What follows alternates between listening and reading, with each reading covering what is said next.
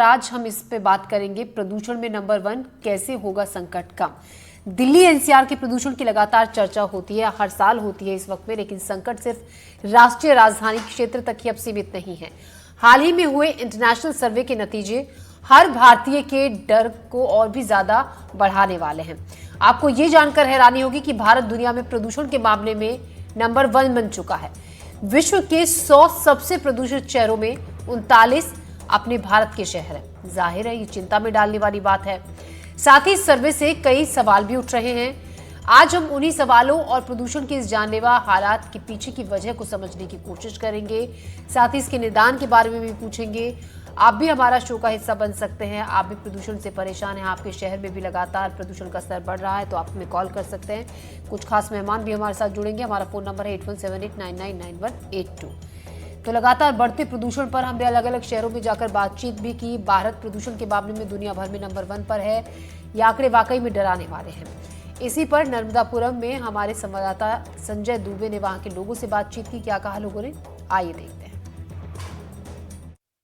मध्य प्रदेश में पराली जलाने के मामले दिन ब दिन बढ़ रहे हैं। अगर हम मध्य प्रदेश की बात करें तो पंजाब को पीछे छोड़ते हुए पराली जलाने के सबसे ज्यादा मामले मध्य प्रदेश में दर्ज हुए हैं। इस पराली जलाने से जहां एक और प्रदूषण फैलता है तो वहीं लोगों के आम जनजीवन पे भी खासा प्रभाव पड़ता है। हम इस वक्त नर्मदापुरम जिले में मौजूद हैं। यहाँ आप पीछे मेरे देख सकते हैं कि खेतों में किस तरह से पराली को जलाया जा रहा है।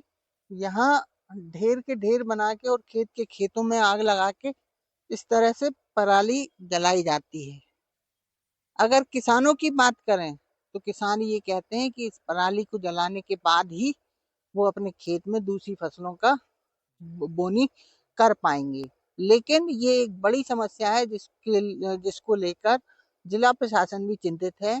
पराली जलाने को लेकर जिला प्रशासन ने पहले ही एक आदेश जारी किया है, लेकिन उसका असर जमीनी धरातल पर होता हुआ नजर नहीं आ रहा।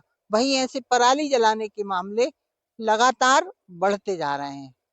नर्मदापुरम जिले में रात होते ही इस तरह के पराली जलाने के मामले सामने आते हैं और खासकर अंधेरे में इस तरह से पराली जलाकर लोग प्रदूषण फैला रहे हैं। इस और खासकर किसानों को जागरूक करने की आवश्यकता है, जो होता हुआ नजर नहीं आ रहा। संजय दुबे, नर्मदापुरम, एनडीटीवी।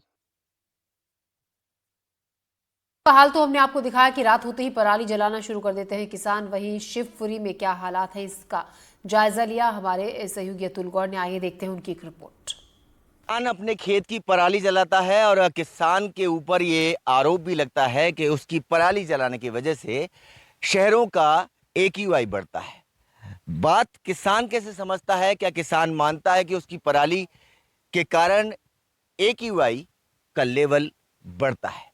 हम एक खेत में मौजूद हैं और ये खेत आप देखेंगे अभी रबी फसल के लिए इन किसानों ने तैयार किया है। और पूरे खेत को आप नजर दौड़ाकर देखें तो इससे पहले इस खेत में पराली थी और उस पराली का क्या इन्होंने इंतजाम किया, कैसे इसको ठिकाने लगाया या कैसे उसका डिस्पोज किया, इनके विषय में इनसे बातचीत करने की कोशिश करते हैं।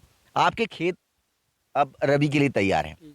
इससे पहले जब इसमें पराली थी तो कैसे आपने इस पराली को ठिकाने लगाया? उसको घर पर ले गए, भैंसों को खिलाया और खिलाया पिलाया। और क्या, मतलब आपने पराली जलाई नहीं? नहीं जलाते नहीं है। जलाते नहीं है तो अपने घरेलू उपयोग में भी उसको यूज में ले लेते हैं। हाँ। गाय बकरी जानवर वगैरह हमारे जो घर के मवेशी होते हैं उनको खिला देते हैं।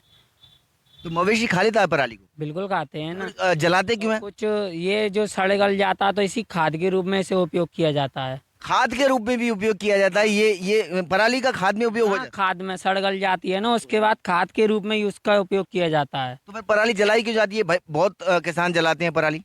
कुछ लोग जलाते हैं, कुछ नहीं जलाते। कुछ नहीं जलाते। नहीं, उसके पास मवेशी नहीं होती हैं तो क्या करेंगे, उसको जला देते हैं, उसको या बेच देते हैं। हाँ, हाँ। ये होता है, बस इतना है। तो मतलब अगर आप लोग पराली का इंतजाम करना चाहें, दूसरा इंतजाम करना चाहें, जलाना की अपेक्षा कुछ और करना चाहें तो उसका चारे में इस्तेमाल कर सकते हैं, उसे खाद बना सकते हैं, ऐसा है? हाँ है ना।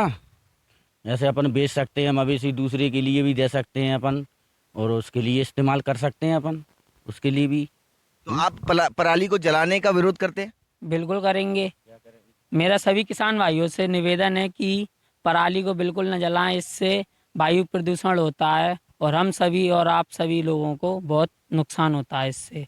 नुकसान होता है, तो इसका उपयोग आप लोग कैसे करते हैं? आप लोग पराली नहीं जलाते हैं? भैंसों को खिलाते हैं, गाय को, बकरी को। हाँ, मतलब मवेशियों को चारा देते हैं। मवेशियों को और चारा खाद देते कैसे बना लेते हैं इस पराली की? हैं। वो सड़ जाता है या फिर मतलब ज्यादा टाइम तक रखा रहता है तो उसे उसी खेत में जब इसको खाद पिलाऊ के- चलवाते खाद के हैं, उपयोग हैरो होते चलवाते हैं, तो उसी में खाद के रूप में उपयोग हो जाता है, इसी में मिल जाता है इसी वो। में मिल जाता है। जी। तो आपने देखा कि किसान ये कहता है कि अगर पराली का इस्तेमाल किसान करना सीख जाए तो उसे जलाने की जरूरत नहीं पड़ेगी, और वास्तविकता यही है कि जो प्राकृतिक रूप से पैदा हुई एक उपज है उसका कई तरीके से इस्तेमाल किया जा सकता है बजाय उसके जलाने के। अगर हम मवेशियों की बात करें तो मवेशी चारा के रूप में उसे स्वीकार कर सकते हैं। इसके साथ साथ खेत में डालने वाली खाद को भी उस पराली से बनाया जा सकता है। लेकिन ये एक बड़ा सवाल है कि फिर भी पराली क्यों जलाई जाती है। शिवपुरी से कैमरा साथी नितिन शर्मा के साथ अतुल गौड़, एनडीटीवी। और इसी पर बात करने के लिए हमारे साथ जुड़ रहे हैं खास मेहमान राजेश कृष्ण हैं हमारे साथ, पर्यावरणविद हैं। नानू राम जी हमारे साथ, किसान नेता हैं। डॉक्टर अमित गुप्ता हमारे साथ हैं, चिकित्सक। आकाश द्विवेदी हमारे संवाददाता हमारे साथ जुड़ रहे हैं। आप सभी का स्वागत है, हमसे जुड़ने के लिए आप सभी का धन्यवाद। राजेश जी, मेरा पहला सवाल आपसे है, देखिए चिंता की बात है कि भारत देश का नाम प्रदूषित देशों में जिस तरीके से बढ़ रहा है, और 39 ऐसे उसमें शहर हैं जो बहुत ज़्यादा प्रदूषित हैं, जिनमें बहुत ज़्यादा पोल्यूशन का लेवल का जो स्तर है बढ़ रहा है, और इसमें बढ़ोतरी हो रही है, कहीं कोई कमी नहीं आ रही। आप क्या मानते हैं, पराली ही एक वजह है प्रदूषण बढ़ने की, और इसके अलावा और जो वजह है वो क्या क्या है जिनकी वजह से प्रदूषण का स्तर बहुत ज़्यादा बढ़ता है? आपने बहुत बढ़िया मुद्दा उठाया है। निश्चित रूप से ये बड़ी शर्म की बात है कि हमारा देश प्रदूषण में नंबर 1 पर आ रहा है, और पराली एक इस समय पर जो बात किसान पे जो आरोप लगाया जा रहा है, वो किसान ने उसका जवाब दिया जी। कि केवल पराली इसका कारण नहीं है। ये समय पर पराली के समय पर इस तरह का एजेंडा बनाना एक गलत तरीके से, जबकि प्रदूषण का पूरे जो साल भर जिस पर ध्यान नहीं दिया जाता वो इसमें बहुत बड़ा रोल है। जिसमें सबसे बड़ा है जितनी भी बिल्डिंग मटेरियल्स के कारखाने हैं, बिल्डिंग मटेरियल्स जो है, और हमारे सड़क पे जो डस्ट पोल्यूशन है और कार्बन पोल्यूशन है। एक तरफ सरकार बात कर रही है नए रोजाना व्हीकल्स जो बढ़ते हैं तेजी से, व्हीकल्स की जो तेजी से बढ़ाव हो रहा है, जितने हाईवे तेजी से बढ़े हैं, और उन हाईवे पे जो डस्ट पोल्यूशन है और जितने पेड़ों का कटान किया है इन्होंने, उस हाईवे के नाम पर जो पेड़ों का कटान करके पेड़ों को खत्म किया है, जितने नदी के कैचमेंट एरिया को इन्होंने खत्म किया है। आप छत्तीसगढ़ मध्य प्रदेश से बोल रहे हैं, नर्मदा का जो कैचमेंट एरिया में जो लाखों हजारों थे, उनको इन्होंने हाईवे के नाम पे, बांधों के नाम पे जो काटा, वो प्रदूषण का मूल कारण वो है, और उस पर साल भर ये ध्यान नहीं देते। और जब इस टाइम किसान की जब फसल आती है, और फसल की निश्चित रूप से कुछ किसान पराली जलाते भी है, लेकिन वो इतना बड़ा कारण नहीं हो सकता कि उसकी वजह से हमारा देश नंबर 1 पे आ जाए। और पराली पहले भी जलती थी, लेकिन जैसा भी किसान, शिवपुरी वाले किसान ने बहुत बढ़िया बात कही कि सरकार को चाहिए कि इन किसानों को पराली जलाए नहीं, उसके लिए अनुदान की व्यवस्था करनी चाहिए, और इसका डिस्पोज की व्यवस्था, जैसा उन्होंने कहा खाद बनाने की, कंपोस्ट खाद के रूप में इनको बनाई जा सकती है, मवेशियों का चारा बनाया जा सकता है, और इसके साथ ही इसका हम ईंधन के रूप में, हम सरकार इसको ईंधन के रूप में भी काम ले सकती है। नए कोयले, चारकोल बनाने के काम की फैक्ट्रियां लगी हुई हैं। हमारे अलवर में भी इस तरह का कार्यक्रम राजस्थान में शुरुआत की थी, और उसका परिणाम अच्छे निकले हैं, लेकिन सरकार उसको ध्यान नहीं देकर केवल इसको प्रोपेगेंडा बना करके किसान पे आरोपित करना, यह गलत है।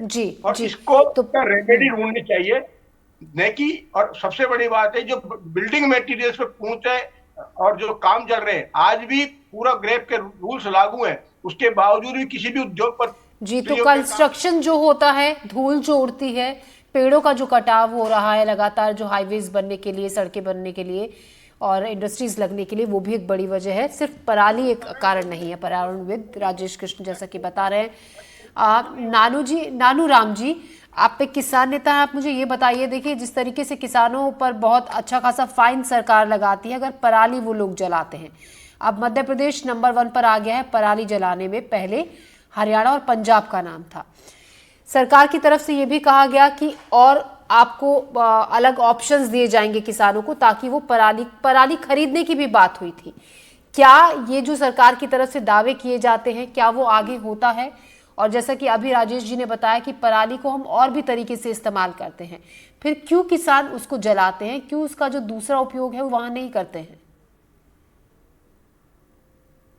जी, मैं सबसे पहले तो राजेश कृष्ण जी की बात का समर्थन करता हूँ। जी, राजेश कृष्ण जी ने बिल्कुल सटीक बात कही कि सिर्फ किसान ही जिम्मेदार नहीं है प्रदूषण का।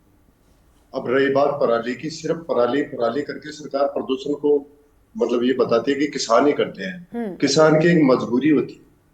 अगर किसान को सरकार प्रशिक्षण दे इस बारे में और ये बताए कि साहब इस प्रकार आप इस पराली को दूसरे काम में भी ले सकते हो, इसको खाद बनाने के रूप में भी ले सकते हैं और भी, लेकिन कई बेचारे ऐसे होते हैं उनके पास संसाधन नहीं होते हैं। सरकार को इसका प्रशिक्षण देना चाहिए, उनको संसाधन उपलब्ध करवाने चाहिए। आपको एक उदाहरण देता हूँ। पहले फुहारे से हम खेती करते थे, सरकार ने अनुदान दिया, ड्रिप सिंचाई से पानी भी बच रहा है और पैदावार भी ज्यादा हो रही है। इसी तरह इसका भी सरकार को इस तरफ ध्यान देना चाहिए। अब आपने कहा सरकार के वादों की, सरकार वादे करती है लेकिन उसे पूरा नहीं करती। किसान वो तो ये भी करती है कि साहब हर घर तक पानी और स्वच्छ पीने का पानी हर घर तक हम पहुंचाएंगे, लेकिन आज दिन तक नहीं पहुंचा पाए। नदी से नदी नहीं जोड़ पाए। तो अटल बिहारी जी का सपना था। सरकारों की ये विफलता रही है। अब सरकार क्या करती है कि कई फैक्ट्रियां ऐसी है जिसमें विषैली धुआं निकलती है, खदानें ऐसी है जिनको सरकार ने लाइसेंस दे रखा और उसमें मशीनें चलती है। ये सबसे ज्यादा इतनी डस्ट उड़ती है कि ये अपने श्वास की बीमारी वाले को सबसे ज्यादा परेशान और सबसे घातक होती है। ये जो अपने कई कोयले की फैक्ट्रियां है, कोयले को बंद करके इंडक्शन लगवाना चाहिए सरकार को वहां पर, या इलेक्ट्रिक लगवा सकती है सरकार। तो इसमें पहले सरकार का सबसे ज्यादा अहम योगदान रहेगा प्रदूषण को खत्म करने में। किसान जिम्मेदार नहीं है इसमें। जी, तो राम जी आप कह रहे हैं किसानों को एक तरीके से ये बताना बहुत ज़रूरी है, उनके लिए संसाधन उपलब्ध नहीं है जिसकी वजह से वो पराली को जलाने के अलावा कोई और ऑप्शन उनके पास नहीं बचता है, आप ये कह रहे हैं। हमारे साथ डॉक्टर भी हैं हमारे साथ डॉक्टर अमित गुप्ता भी हैं। डॉक्टर अमित, जिस तरीके से प्रदूषण जब बढ़ रहा है, ओपीडीज में मरीजों की संख्या बढ़ रही है जिनको श्वास संबंधी दिक्कतें हो रही हैं, प्रदूषण का लेवल बढ़ने पर किस किस तरीके की परेशानियां लोगों को आती हैं और क्या उपाय हैं वो जिनसे हम बच सकते हैं? देखिए, पॉल्यूशन की समस्या जिस पर हम बात करें तो सबसे पहले तो रेस्पिरेटरी डिजीज होती है।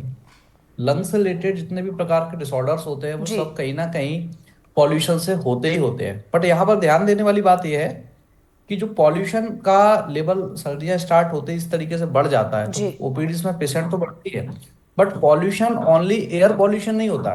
पॉल्यूशन के साथ में वाटर पॉल्यूशन भी हो रहा है।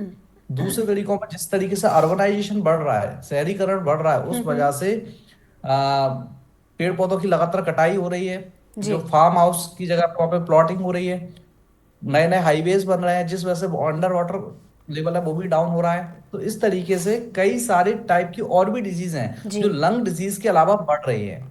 इंडिया हमारा एक ऐसा देश है जहां पर पेड़ पौधों की पूजा की जाती है, जानवरों की पूजा की जाती है, पहाड़ों की पूजा की जाती है।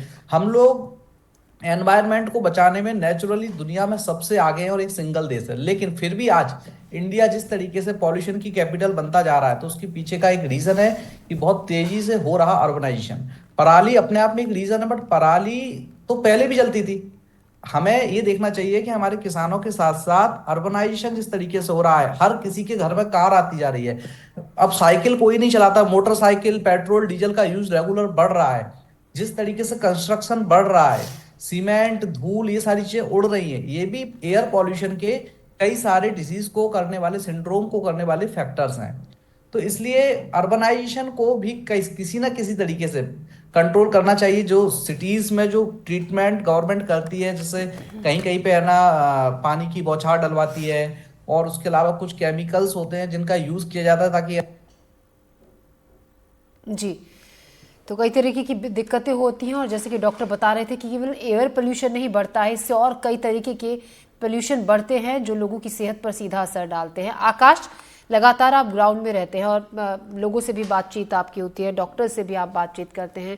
सबसे पहले तो हम आपसे ये भी जानना चाहेंगे, इस वक्त एमपी में जैसा कि नंबर 1 पर एमपी है पराली जलाने में, जाहिर तौर पर जो AQI है वहां पर बहुत ज़्यादा बढ़ा है पिछले कई दिनों में।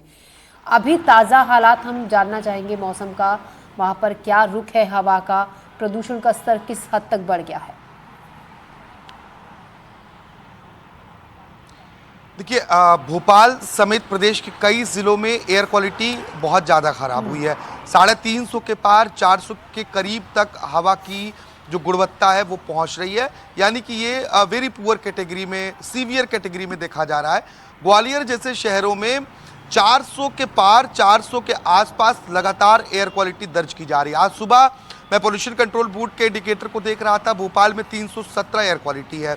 तो ये इसलिए चिंता का विषय है क्योंकि मध्य प्रदेश, पंजाब, हरियाणा और दिल्ली राज्यों के मुताबिक नेचुरली बहुत रिच है। हमारे पास वन संपदा बहुत अधिक है, पेड़ पौधे हैं, पहाड़ हैं, इसलिए यहाँ की हवा की सेहत तो हर अन्य राज्यों से ठीक होनी चाहिए। अब अगर हम चर्चा पराली की कर रहे हैं तो मध्य प्रदेश में इस साल 8000 से अधिक मामले दर्ज हुए हैं पराली जलाने के, जो पंजाब से करीब 14% अधिक हैं। तो आप अंदाज़ा लगाइए कि आखिर ये बात किसानों तक पहुंच क्यों नहीं पा रही कि हमें पराली जलाना नहीं है, हमें जिससे जितना फ़ायदा पराली से हो रहा है उससे ज़्यादा नुकसान हो रहा है। इसके बहुत सारे ऑप्शंस हैं। हम शिवपुरी के किसानों को सुन रहे थे, पराली को खाद में बनाया जा सकता है, इसके साथ ही उसे बायो सीएनजी प्लांट्स में भी भेजा जा सकता है, हम पशुओं को खिला सकते हैं। तो कहीं ना कहीं जागरूकता का अभाव है, और अगर ये जागरूकता किसानों तक पहुंचती है तो पराली जलाने की घटनाएं कम होंगी। पराली एक कारण है, इसके अलावा कई और अन्य कारण हैं इस हवा की सेहत को खराब करने के पीछे। आकाश, देखिए आप बता रहे हैं बिल्कुल पराली केवल एक वजह नहीं है और इसके और भी कारण है, जैसा कि राजेश जी ने भी कहा और नानू राम जी भी कह रहे थे कि किस प्रदूषण बढ़ रहा है लगातार। ऐसे में क्या प्रशासन अपनी तरफ से कोई स्टेप उठा रहा है कि किस तरीके से इसको कम किया जा सकता है, किस तरीके से किसानों की जैसे कि ये डिमांड है कि संसाधनों की कमी है, उनको प्रशिक्षण मिलना चाहिए कि किस तरीके से वो पराली का और चीज़ों में इस्तेमाल कर सकते हैं और जगह उसको यूज़ किया जा सकता है बजाय कि सिर्फ जलाने के। आपको लगता है कि एक कदम भी प्रशासन की तरफ से उठाया गया है? ये तो तय कर दिया गया कि बार काउंसिल की तरफ से कि उन किसानों का पैरवी कोई नहीं करेगा, लेकिन कुछ और हमने अभी तक नहीं सुना है मध्य प्रदेश में कि ऐसा कुछ और अलग से किया जा रहा है। बिल्कुल अलग से तमाम कोशिशें नहीं हैं। सिर्फ अगर किसान जागरूक होगा तो ऐसी घटनाओं को वो अंजाम नहीं देगा, पराली जैसी जलाने की घटनाएं नहीं आएंगी। कहीं ना कहीं जानकारी के अभाव में या यह न जानते हुए पराली को जलाया जा रहा है, कोई इंटेंशनली इस तरह की घटनाएं नहीं हो रही हैं। तो सरकार को, किसानों को जो अत्याधुनिक संसाधन है उन संसाधनों को उपलब्ध कराने की ज़रूरत है, उन संसाधनों पर सब्सिडी देने की ज़रूरत है ताकि किसान उन अन्य संसाधनों का इस्तेमाल करे पराली को जलाने की बजाय। और सबसे महत्वपूर्ण बात जो है वो जागरूकता है, वो ज़िला स्तर पर, गांव स्तर पर, हर स्तर पर होना चाहिए ताकि किसान ये समझें कि हमें पराली नहीं जलाना है। और इस ओर जब तक बेहतर तरीके से काम नहीं किया जाएगा ये परिस्थितियां हर साल बढ़ेंगी, आंकड़े घटेंगे या बढ़ेंगे और हमें ये देखने को मिलेगा, क्योंकि अमूमन यही महीना होता है नवंबर, दिसंबर, अक्टूबर अंत से शुरुआत होती है जब हल्की ओस या कोहरा हमें देखने को मिलता है और तब हवा की सेहत बहुत ज्यादा खराब होने लगती है और फिर चिंता करना शुरू किया जाता है। अगर हम अभी से इस पर प्लानिंग करेंगे तो हो सकता है कि अगले आगे आने वाले वक्त में कुछ बदलाव देखने को मिले। राजेश जी, अगर हम सभी शहरों की बात करें, प्रदूषण का जो मुख्य कारण है वो क्या है और उस पर हम किस तरीके से धीरे धीरे अपनी तरफ से इनिशिएटिव लेकर लगाम लगा सकते हैं या कम कर सकते हैं? अभी मैं बहस में सुन रहा था कि किसानों पर इतनी कार्रवाई हुई, मैं पूछना प्रशासन को चाहिए, पोल्यूशन विभाग को साल भर में बताएं कितने नर्सिंग होम में बायो वेस्ट जलाने पे कार्रवाई हुई, कितने ऐसे हैं जिन्होंने नगर निगमों पे कार्रवाई की गई जो कचरा जलाते हैं, कितनी ऐसे बिल्डर्स हैं जिनके ऊपर कार्रवाई की गई जिन्होंने एसटीपी और जो अपने जनरेटर्स लगाए हुए हैं, इन जनरेटर्स के खिलाफ कितनी कार्रवाई हुई।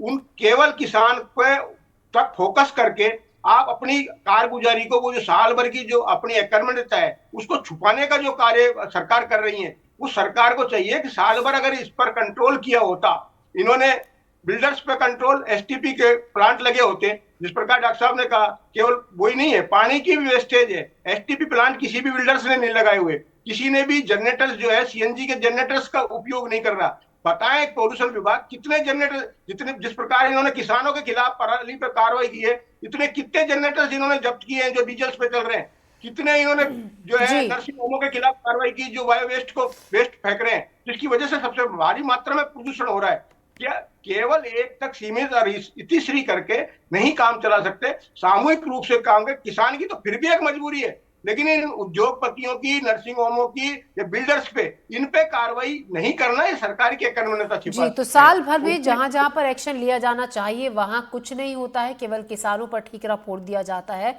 इस महीने में आकर जब पराली किसान खेतों में जलाते हैं, तो एक वही कारण नहीं है जो कि अभी तक का समझ में आ रहा है। एक्सपर्ट से तमाम तरीके से बातचीत करके कॉलर हमारे साथ जुड़ रहे हैं भानु कुमार उज्जैन से। जी भानु जी, कहिए आप क्या कहना चाहते हैं? मैडम जी, मेरा ये कहना है कि जी। ये जो पेड़ों की अंधाधुंध कटाई हो रही है, जी एक तो इसके कारण प्रदूषण नियंत्रण में नहीं हो रहा है और इसमें जिम्मेदार हैं अधिकारी लोग। दूसरा, जो बम फटाके फूट रहे हैं, ये दीपोत्सव जो होता है दिवाली का, जी दीप जलाने के लिए होता है। बम फटाके से इससे क्या है, प्रदूषण बिगड़ रहा है। तीसरा है, जो सफाई कर्मी है, जो हमारे नगर में साफ सफाई करते हैं, वो कचरा जहां का जहां जला देते हैं। चौथा है, फैक्ट्रियों के अंदर केमिकल बनना, विषैल जी आम बीचों बीच जनता के बीच में, तो वो जो प्रदूषण निकल रहा है उससे एक हमारा वातावरण शहर का बिगड़ता है। और खासकर सफाई कर्मी और जो पेड़ों की कटाई हो रही है, ये जिम्मेदार अधिकारी पेड़ों की कटाई पे नियंत्रण नहीं करेंगे तो आने वाले समय में हम सभी को, अपने को बहुत भारी नुकसान का खामियाजा उठाना पड़ेगा। मेरा ये कहना है कि किसानों की पराली जलाने से किसी भी प्रकार का नुकसान नहीं। पराली जलाने से तो और हमको और वो मिलता है, एनर्जी मिलती है। जी जी भानु कुमार जी, आपको अपनी राय रखने के लिए शुक्रिया। तो एक दर्शक जो कि बता रहे थे कि पेड़ लगातार जिस तरीके से कट रहे हैं, लोग जिस तरीके से नियमों की अनदेखी कर रहे हैं, वो भी एक बड़ी वजह है। और अभी हम आपको दिखाते हैं ग्वालियर में किस तरीके से बढ़ते प्रदूषण की वजह से लोग क्या कहते हैं, क्या वजह वो मानते हैं। देखिए हमारे सहयोगी संजीव की एक रिपोर्ट। दीपावली के बाद से शुरू हुई ग्वालियर की आबो हवा लगातार बिगड़ती ही चली जा रही है। अगर हम पिछले 3 दिन का अगर आकलन करेंगे तो यहाँ जो पैरामीटर हैं, जो एयर कंट्रोल चेकअप है, वो AQI 300 से ऊपर बना हुआ है। बीच में कुछ जगह पे 400 के ऊपर भी पहुंचा है, जैसे दीनदयाल नगर इलाका है, महाराजवाड़ा है।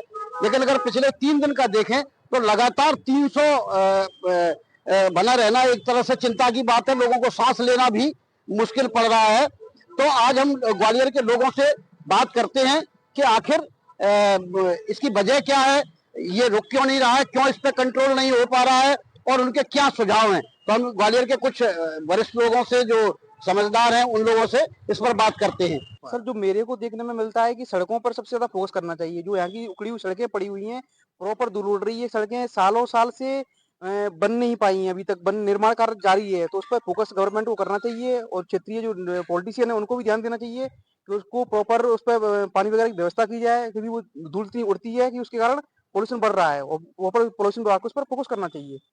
क्या दिक्कतें हो रही लोगों को? देखिए क्या है सर कि सबसे बड़ी समस्या है कंस्ट्रक्शन जो हो रहे हैं लगातार, तो वो विकास के नाम पे हो रहे हैं, वो अच्छी बात है। लेकिन क्या होता है कि बीच में ठेकेदार ने काम छोड़ दिया, ठीक है, वो धूल उड़ रही है, सड़क टूटी हुई है और समय समय पे पानी नहीं गिरता, तो उससे क्या है, धूल और ज़्यादा लोगों को और ज़्यादा अफेक्ट करती है। दूसरी है कि साल दर साल हम लोग पर्यावरण के प्रति जागरूक नहीं हो रहे, बल्कि उसके प्रति और रुझान कम होता जा रहा है। कई क्षेत्रों में हम लोग पर्यावरण को बहुत ही पीछे छोड़ रहे हैं। खुले में कचरा जलाते हैं। खुले में तो कचरा जला ही रहे हैं, साथ में कचरे पे सबसे ज़्यादा तादाद होती है पॉलीथीन की, प्लास्टिक है सबसे ज़्यादा है, ठीक है। सरकार ने काफ़ी उस पर जोर दिया है, लेकिन घटते हुए वन सबसे बड़ी समस्या है। बढ़ते प्रदूषण पर हम बात करें, किस तरीके से इसको कम किया जाता है, जा सकता है और कैसे लोग अपना ख्याल रख सकते हैं, इसी पर हम बातचीत करें। डॉक्टर अमित गुप्ता भी हमारे साथ है। डॉक्टर अमित, जो पोल्यूशन की वजह से सबसे ज्यादा समस्याएं देखी जाती हैं वो बच्चों में और बुजुर्गों में बहुत ज्यादा परेशानी होती है और स्वास्थ्य संबंधी दिक्कतें जिन लोगों को होती है, क्या ख्याल ऐसे लोग खास तौर पर रख सकते हैं प्रदूषण के वक्त में? बिल्कुल सही बात है। बच्चों में और बुजुर्गों में सबसे ज्यादा पॉल्यूशन की वजह से जो प्रॉब्लम्स आती है वो होती है क्योंकि रेस्पिरेटरी सिस्टम जो होता है ऑलरेडी बुजुर्गों को वीक हो चुका होता है। जी। इसलिए सबसे पहले उन लोगों को घर से कम बाहर निकलना चाहिए और अगर निकलते हैं तो फेस कवर या मास्क का जरूर यूज करें। ये जो सीजन होता है नवंबर दिसंबर, खासकर इन 2 सीजन में सबसे ज्यादा AQI इंक्रीज होता है अर्बन एरियाज में, तो इसलिए बुजुर्गों को मास्क का जी। यूज जरूर करना चाहिए। जी, तो मास्क अगर वो जरूर ज्यादा लगाना कुछ चाहिए। नहीं कर पा जी, रहे हैं तो जी। सिंपल मास्क जो आता है उसको भी यूज कर सकते हैं। जी जी, शुक्रिया राजेश कृष्ण, आप हमारे साथ जुड़े। नानू राम जी, आपका भी शुक्रिया। और डॉक्टर अमित गुप्ता आपका। आकाश, हमसे बातचीत के लिए, तमाम सवालों के जवाब देने के लिए आप सबका बहुत बहुत शुक्रिया। हमारे स्पेशल बुलेटिन में अभी के लिए इतना ही। ले रहे एक छोटा सा ब्रेक, दीजिए इजाजत। नमस्कार।